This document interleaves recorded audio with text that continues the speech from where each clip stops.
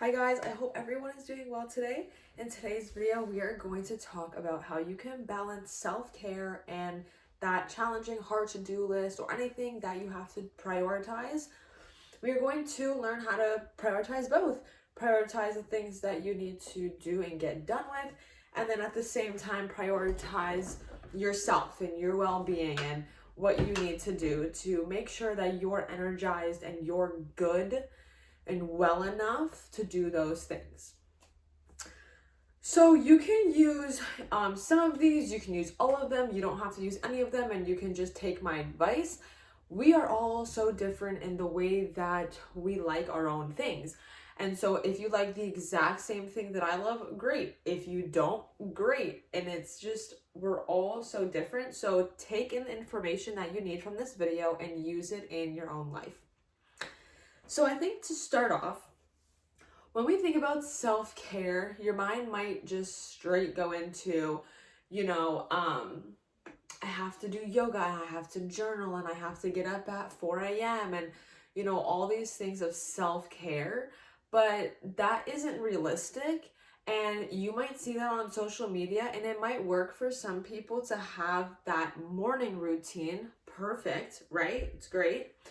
But we are talking about balancing a self-care and balancing getting your to-do list done. And so obviously, if you are doing all those things and incorporating like waking up at 4 and doing all the things that you're not used to doing, it's going to be super hard for you to kind of get past getting all the hard stuff and the to-do list that you said you're going to do. So you need to start slow. Unless that's already your routine, and that's great, then continue doing the routine that you're like already implementing in your life. But let's say, okay, so for me personally, I wake up around 8:39. Like that's my time because I have school, and so I have a good 2 hours to get ready. And it works for me because I have all the time. Now, I actually want to make this like a little 1 week challenge and like post it on YouTube. But I want to do a 5 a.m. morning routine incorporating all the things that I want to do that I'm already doing at 8:30, but just do it at a earlier time, see how my body reacts and see what happens simply. However, if I'm starting a self-care routine and developing my to-do habits, for me, like that time works for me because I have plenty of time. But at the same time, I have to also remember to take care of myself and to get enough sleep and to just prioritize those things that need to be done. So for example, let's say, okay, we're gonna use me as an example, okay, because I'm the one speaking. But let's say I'm gonna start this self-care routine, right? Naturally, I wake up around 8:30. Okay, so I wake up at 8:30, and the first thing that I don't do is go on my phone. If the first thing that I do is go on my phone, how is that going to help me mentally? Don't even think about the work right now. Don't even think about the work. And I know that like it's something that's cliche and we're always like, okay, yeah, I know I like shouldn't be on my phone. Oh my gosh, it is so hot here.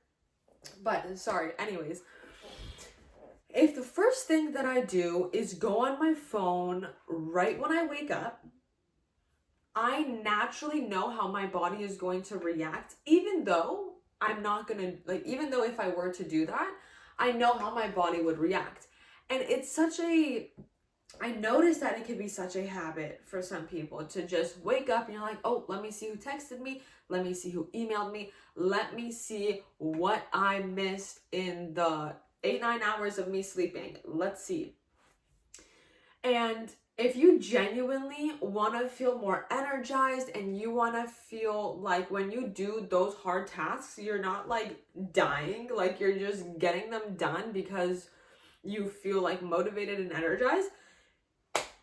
I was watching this podcast and it was about this like guy, and he was talking about how it genuinely does affect like technology and like all that shit like really does affect us. No shit, like obviously, but it was more of like in the morning and what happens to our brains. And it's so interesting because it's like a lemon. Think about a lemon and squeezing that lemon. And let's say I wake up and I go on my phone for 10 minutes. So I'm going to squeeze it for 10 seconds. All the juice.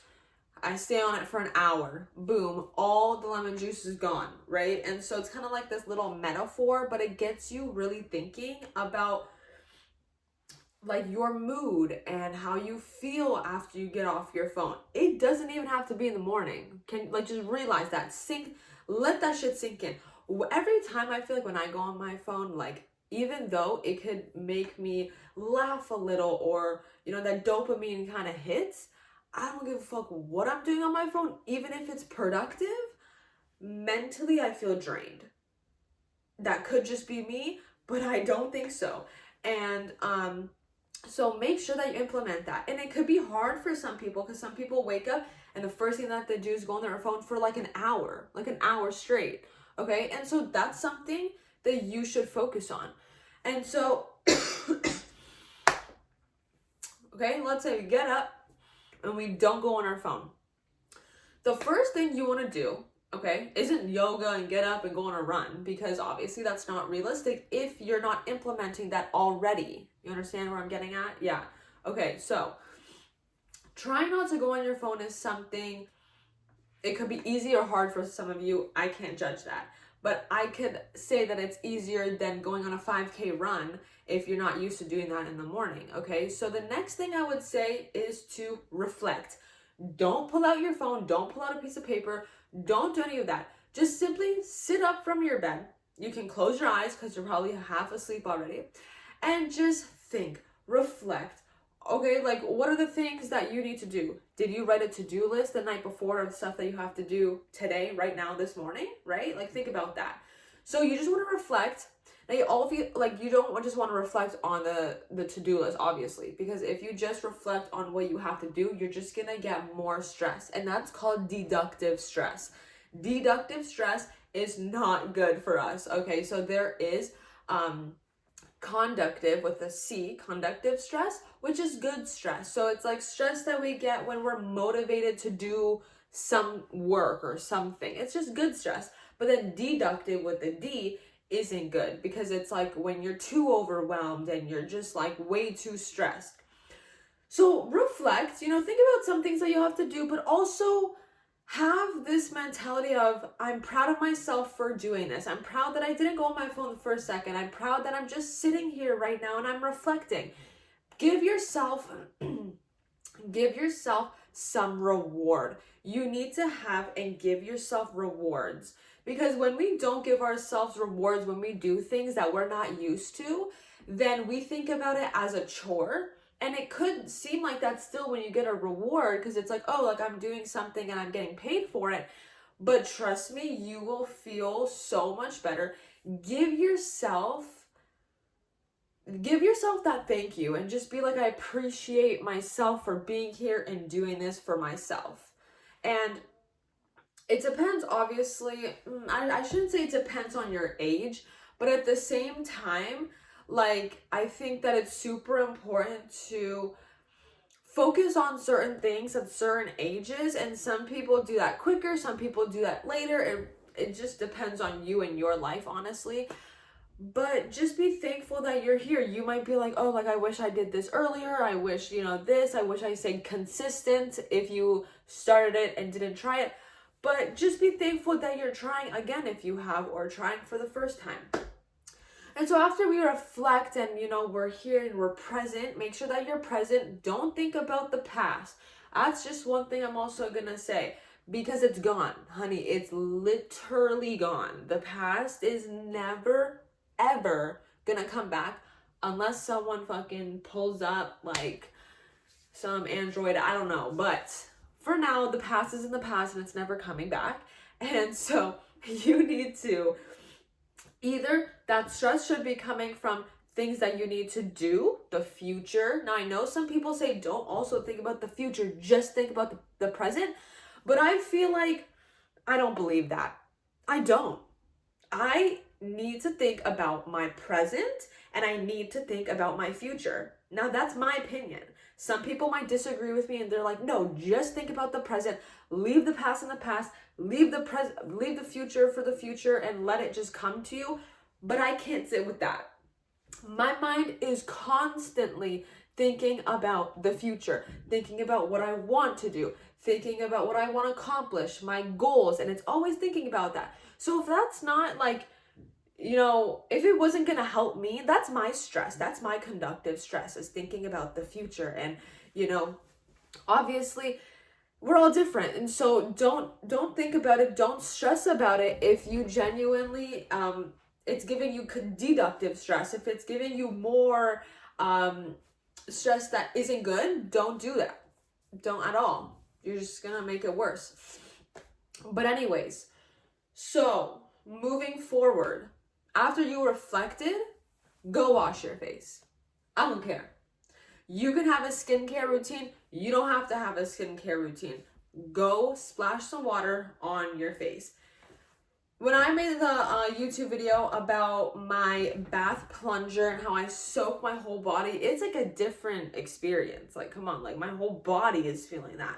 But even like I noticed when, I just put some water on my face, it makes a difference. And all these little things that I'm talking about make a huge difference.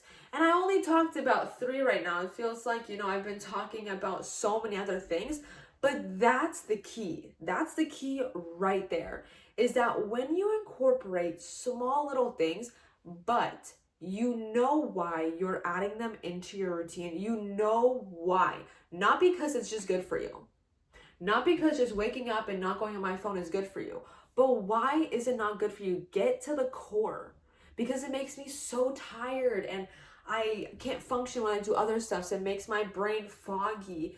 I lose energy throughout the whole entire day. Even if I spend 10 minutes or less right when I go on my phone, it ruins the whole day for me. How important is that?